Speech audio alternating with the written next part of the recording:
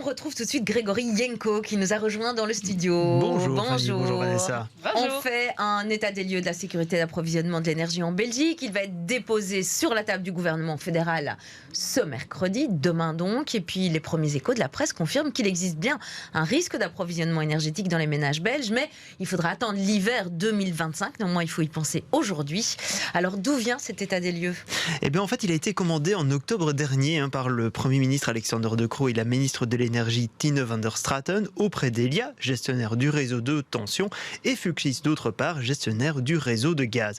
Alors cet état des lieux, il sert à savoir s'il y a lieu de s'inquiéter quant à l'approvisionnement en électricité et en gaz cet hiver, mais aussi ces prochaines années. Le rapport arrive ce mercredi sur la table du Cairn, mais déjà des premières fuites sont arrivées dans le Soir et l'Écho. Et Elia pour le moment et Fluxys se veulent rassurants pour cet hiver, mais sont donc plus inquiets pour l'avenir à moyen terme. Elia explique notamment que la situation du nucléaire français n'évolue pas de manière positive, donc cela pourrait mener à des risques d'approvisionnement pour l'hiver 2025-2026, quand la Belgique en fait n'aura plus aucun réacteur nucléaire à disposition, puisqu'en fait Doel 4 et Tihange 3, qui sont les deux réacteurs nucléaires qui vont être prolongés, seront en travaux à ce moment-là et ne seront réactivés qu'à l'hiver 2026-2027. C'est là donc que pose le problème.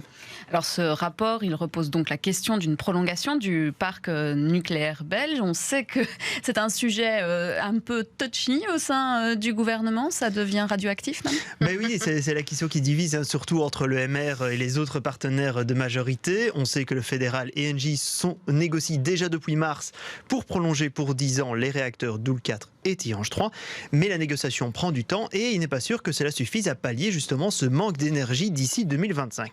Une nouvelle proposition a été mise sur la table donc par la ministre de l'énergie Tine van der Straten pour éviter des prolongations simples.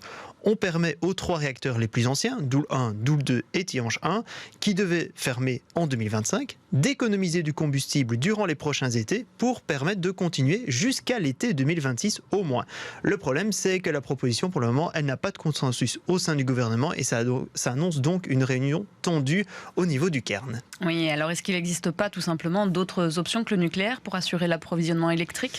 C'est là qu'est l'os, comme dirait Louis de Funès. Il est difficile de trouver une source d'énergie suffisante pour fournir des centaines de mégawatts sans une débauche de moyens très importants. Il y a quand même le projet d'une construction d'une centrale au gaz pour 900 mégawatts à Tessenderlo, mais cela demande en fait une modification de la loi actuelle et donc on va en rediscuter justement en Cairn ce mercredi pour accepter ou non cette construction qui pourrait grandement aider l'approvisionnement énergétique dans le pays.